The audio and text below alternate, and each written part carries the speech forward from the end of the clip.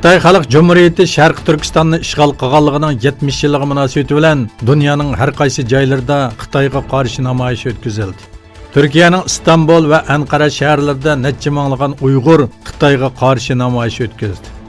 Shuning bilan birga Bryussel va Washington boshchiligida nurg'un shaharlarda namoyishchilar Xitoyning Uyg'ur siyosatini tanqid qildi.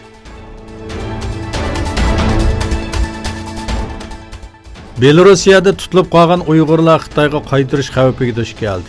Belarusiyaning Minsk aerodromida tutilib qolgan 4 nafar Uyg'ur Turkiya vizasi Baturubmi Turkiyaga berishga yo'l qo'yilmaganligini va Xitoyga qaytarish xavfiga duch kelganligini oshkorladi.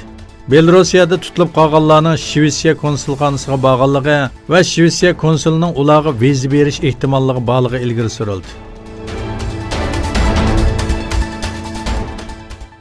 Hong Kongda Xitoyning davlat bayramining 70 yilligi munosabati bilan o'tkazilgan yurish faoliyatida ikki taraf orasida chiqqan talash-tortishga soqchilar daxl qildi. 2 kishi qo'lga olindi. Xitoyning davlat bayramida Xitoyga qarshi namoyishlar butun kun davomlashdi. Qora rangli kiyim kiygan namoyishchilar cheklanganiga qaramasdan yurish o'tkazdi. Xitoyga qarshi shuarlar to'lidi va odatda jinozada ishiltiladigan pullarni chashdi.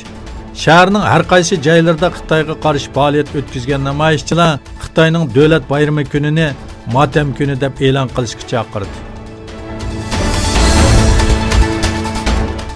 Iran prezidenti Hasan Ruhani bilan Rossiya prezidenti Vladimir Putin Armeniyaning poytaxti Erevanda ko'rishdi.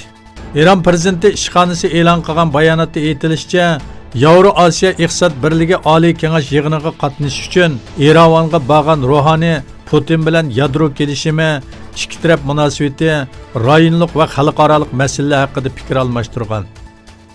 Yadro kelishimining xalqaro masalalarning hal qilinishi uchun ulgulik bir model ekanligini bildirgan Ruhani har qaysi taraflarni kelishimida belgilangan ahdilarga va'da qilishga chaqirdi.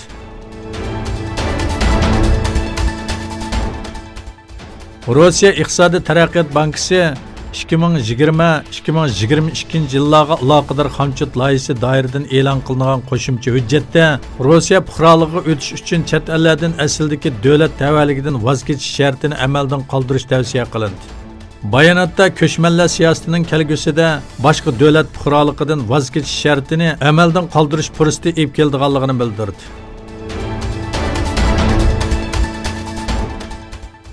Antarktikada D28 muzdegining cho'ng bir partiyasining ajrab ketganligini bildirdi. Qalinligi 209 metr bo'lgan va 347 tonna muz partiyasini o'z ichiga olgan muzdegining o'rnidan yo'tkalganligi bildirildi.